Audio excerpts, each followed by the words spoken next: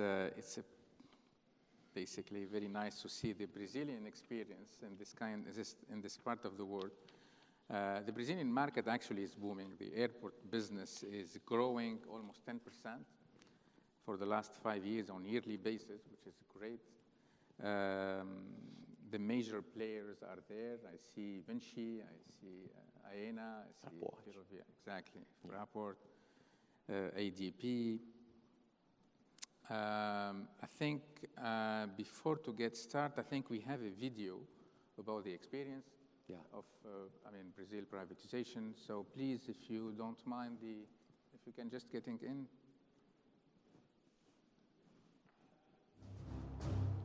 Today, when we look at Brazil, we see a country with a vision. Vision to take action, innovate, develop. A country that is undergoing transformation in its infrastructure, and it has never been as prepared as it is now to attract partnerships. We have the world's largest concession program that will attract more than $50 billion in assets.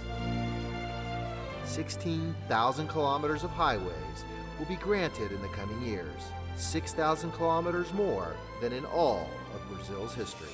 We also created the largest railway program in the last 100 years, and we are breaking records in ports and airport concessions.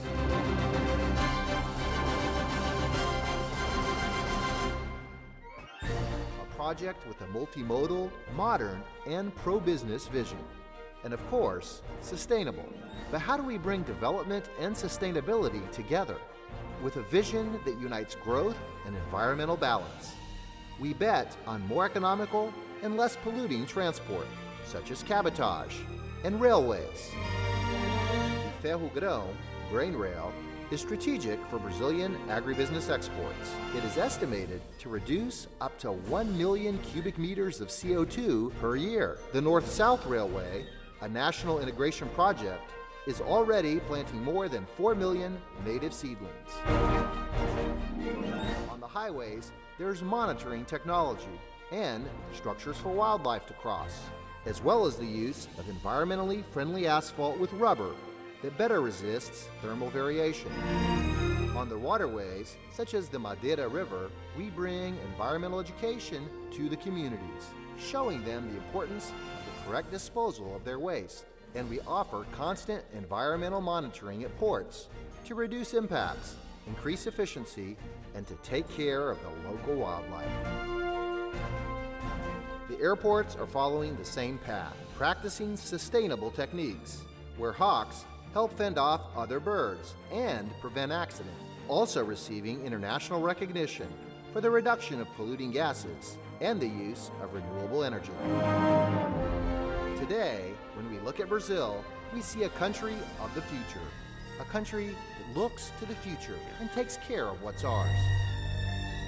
Now, the nation that most preserves the native vegetation and the environment on the planet also guarantees, through environmental management seals and sustainability certificates, that economic development, investment attraction, and sustainability always go hand in hand.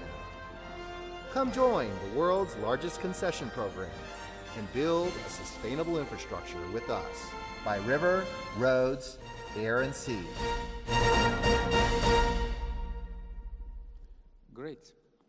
To prepare this interview, actually, Marcelo, I discussed it with many investors and operators. They are investing in MENA, in this region. They invest in Europe. They invest in North of America, actually. So the question is, why should they come to Brazil? I'm talking about airport business, right? Yeah, airport business.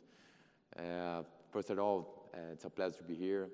It's wonderful. My first time in Dubai. It's a wonderful country, a wonderful city. And it's a pleasure to share with you about our country, about Brazil. And we are working hard. Like as the presentation of myself, they said they forgot to say that I'm the most young deputy minister in Brazil. But I'm working with infrastructure since 2007, and we start a new program of concession since last year, and we are working hard because we know the key for our infrastructure is bring the private investments for the sector. So we think the next years for the civil aviation market, it's very important. We can see the forecast, the demands for air travel to Brazil, from within Brazil, it's probably more than double over the next 20 years. We are talking about the 5th largest country of the world. It's not just the largest country, but we have the 5th largest population, and we are talking about the 9th biggest economies of the world. So today we are in the sixth position of the civil aviation in the world, and we think that our market can be the third one. So it's a big market. We think the next years we are talking about this potential growth of the market of civil aviation, and we are working hard in our program, and we think this program, there is a matured program. We're not talking about it. This year we're going to have the round 6 of the concession airport, and now we have a matured program. We're talking about this year to have 22 airports in auction. It's a program when we have 3 blocks. So these 22 airports are going to be in 3 blocks. It's innovation for in our country, and we think so. We have a new environment of economy, a new business-friendly way to do business in Brazil. We are opening our market. So our objective is attracting the private sector to investment in Brazil. So we are working in Brazil to open this market. Last year we approved 2 important laws in Brazil. The first one is the law of our social security reform. It's very important because we guarantee more than $200 billion for the next years, saving our economy. So it gives you a stability for the best for the next decades. And the second one is we are approve a federal administration reform when we reduce the bureaucracy of our public sector. So since the President Bolsonaro started the government last year, he came to us and said that it's important to open our markets to the world. He's starting to big program of privatization and concession of our infrastructure. Well, I think Brazil is in the right way to open the infrastructure. I'm a civil engineer, and I was in the public sector normally work to building the roadways, building the airports, to operate in the airports. But now we are in the right way to open our markets to privatization at the ports, to concession our roads, and especially the airports. We have done this in the last 9 years. We started in 2010, 2011 with the airport of in São Paulo. Then we think it's in the next steps. Probably we're gonna have this year 22 airports, and 22 we're gonna have more 21 airports. So I think the investors are gonna find in Brazil an open country. Brazil is not just a welcome country for tourism, but I'm sure we are a welcome country for investors. So basically growth, political support or political commitment, and the structure of the government. I mean, how do you coordinate between different agencies in terms of the government level to foster, or at least to deploy, to implement an airport privatization program, just to build on what you just said right now? We have an organization in the President of the Republic, the PPI. It's like a big PMO project. They're modeling the projects with the ministries. And the Ministry of Infrastructure, we have constantly a dialogue with the agents. Actually, the president of our regulatory agency of civil aviation here, José Botelho, is with us. We are working together to open this market. The regulatory agents, they are now 100% of their service are digital. We are working hard to transform digital transformation. Actually, I'm the head of this project in the Ministry of Infrastructure. And our teams are working together. We have meetings every week with the teams of the regulatory agency and the Ministry of Infrastructure. And we think that it's only one team, the agents and the Ministry of Infrastructure, just for this program. The agents, they have the independence. They work with this program just for the studies and to the public consulting. Okay, let's go deeper now about this sixth round of privatization. So, yeah. Could you just tell us a little bit more, sorry, about the details, the scope? How many airports? What kind of airports they are? What are the next milestones? I mean, we need a little bit more details for investors and operators that are interested about this sixth round. Well, this year we're going to have the round 6. Actually, last year we have the round 5. It was a successful round 5. We start to work with blocks. It's innovation. We're going to have this year in 2020 the 3 blocks. The first block is the north block, with the Manaus Airport is the head of this block. They have more than 3 million the movimentation of the airport, passenger movimentation. The second block is a center block. The head of this block is Goiânia. It's an important seat of the center of the Brazil, very near of Brasilia, of the capital. And the third block is the south block. They have the Curitiba's airport is the head of this block. Curitiba there has more than 7 million passengers in a year, and so this modeling of blocks is very interesting because not just because of we put more airports, but it's important to say that we have economic feasibility of these blocks. For the government, it's important because we can put some regional airports, but it's important to say that there is a share risk with the government and the private sector. It's different from the round 3 and round 4, where our risk was with the private sector, the operator. But now, with this modeling, the government, the regulatory, the grant authority, they come to the share the risk. The next steps, we already approved the studies. We put these studies for public consulting. Then we send this project to the TCU, is our Federal Court of Accounts. And then probably in November of this year, you're gonna have the auctions. Okay, so basically there are 3 blocks. 3 blocks. And I guess you would be available if any people would like to just ask specific about these blocks, right? I mean, you have details and documentation. Yes, I have details. Great. And the next step right now, yeah, go ahead.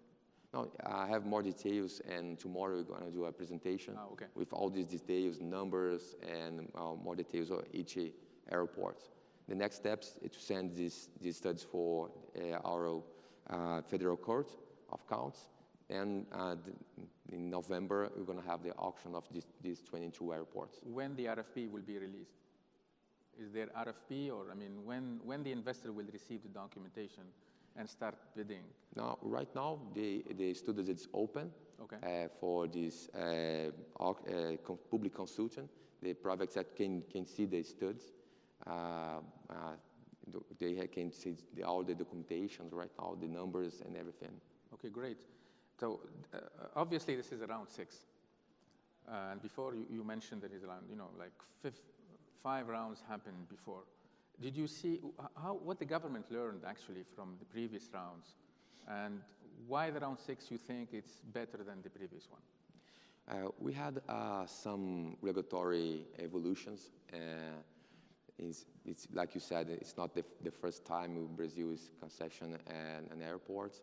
One of the biggest evolution is this concession started to be made in blocks. The second one is in the last rounds. We have a public company in Brazil, Infraero. It's a public company, airports, public companies. They normally participate together with the private sector of this concessions of airports. But now we decide to take off. Yeah, this is very important because it's not easy. The Infraero working together with the operator, private sector. Though it's a big evolution. The Infraero is out of the process. We say that payment of the variable grants in line with the revenue stream. That is, like I said, now we are sharing the risk with the private sector, the government with the private sector. Demand triggers. It's interesting because now the operator don't have to put the money, fixed money every year for the government, transfer the fixed money. We have this demand triggers. It's important to say that we have a quality of service, not all the projects. And the flexibility to propose alternative. Now it's flexibility to propose alternative performance targets. You don't have a project ready, but the operator can talk with the companies, air companies. Then they together define alternative to performance and the targets. Okay, great. So if I understand well, Infraero is not part of the SPV anymore. And then as well, the revenue stream is different. The structure of the project is a little bit changed from previous rounds to the sixth one, right? You're right. Again, when I prepared this interview, many operators and investors are actually having some questions in terms of the structure. So, for example, they mentioned that clustering could not be the right approach to privatize. They said, yes, we understand we have to put less viable financially airport with the bigger one when they can balance. Yeah. But at the end of the day, I will put more resources on the biggest one. Some of them, they mentioned as well the idea of the auctions, which is basically down payment, which is transferring the risk to the investor and away from the government. So I have to put my money, and then I will take all the risk for that. The other challenges basically came from the idea of having, you don't have any obligation on the operator when we see how the structure is happening. How to answer to these questions? It's nice to understand that this modeling with blocks, all these blocks, they have economic feasibility. And for the government, it's important to we bring the private investment to the regional airports. But we are very preoccupied with that these blocks have economic feasibility. And we can have many important guarantees because the general economics you guarantee general economies of scale for these blocks. They can working with a hub. Normally, is the head of the block is a hub. Then the others airports can be like a feeder of this hub. You can have more agility. Is making investments and port with operator restrictions. And we think the big difference of this block, they permit for the government share with the private sector these risks. We think this is important to say that the government understands that the block there is some airports with few movements, but the head of this block, normally like Curitiba in the south block, Goiânia and the mid-central block, and Manaus and the north blocks, they are big airports. They have a million, like I told, 7 million movements of passengers in a year, like Manaus, Curitiba, and Goiânia. And the others airports, they are airports very important for the region. And when we see the forecast, the demands probably have a double over in the next 20 years. These airports is the first ones, their development during these next years. So it's an interesting to understand that these blocks, they have economic feasibility not just this year, for the next years too. Let me reflect on the region, because of course we came from Brazil, but in this region as well, we have what would you advise to countries in this region if they want to go through clustering process of privatization I'm talking about, of airports? What would you advise to these countries? What should they do to make it more, to attract more investors actually, and to go through the process successfully? Well, it's important to study the project, to study the airports. It's important to understand the demand around the airport we are going. We think we have a big market in Brazil. It's not explored yet. We moved last year 120 million passengers. It's less than Dubai. Just here the airport movement more than the whole market in Brazil. You have a target to movement for the next years 200 million passengers in a year. This is our mission. We're working hard to do this. Then when you see this environment, we are working a business-friendly environment. We are working a friendly economy. We think that it's a good opportunity to come to Brazil to study these projects and participate of these auctions. So let me build on that specifically, what you mentioned, like friendly, environmental. I mean, the context is not, basically what you are saying is not only airport business, but it has to come from the government level, where different other agencies, they have to work with and in parallel with the privatization. So the question here is, and again, I'm just reflecting what the investors and operators are mentioning, and people are working right now in Brazil. The government agencies in Brazil they are not basically moving in the same dynamic as with the government. Still bureaucracy, the new technology is not really deployed. They are like, let's say, slow in terms of their reactions. The private sector is still fighting with different government agencies. The other concerns for many investors is the labor law. They think it's a little bit expensive in comparison. The other question is as well is basically on the taxation. It's a little bit complex. I know I'm very well aware that the government is trying to update or to change the law about taxation. So how do you answer these concerns, which is basically not related specifically to airport business, of course, beside the government agencies, but how to answer to these questions, which basically not only aviation, is like more government side? It's important to understand that we need to work hard to this idea to these open markets need to go to the top, to top down. So for our agents, for the others actors of this process. With the election of our President Bolsonaro in 2019, we start in Brazil a priority agenda of modernization, reduce the bureaucracy, simplification of our process. And I can highlight two big actions of the last year and the start of this year. The president revoking 100 of old presidential decrees, taking off reducing the existing of regulatory bureaucratization framework.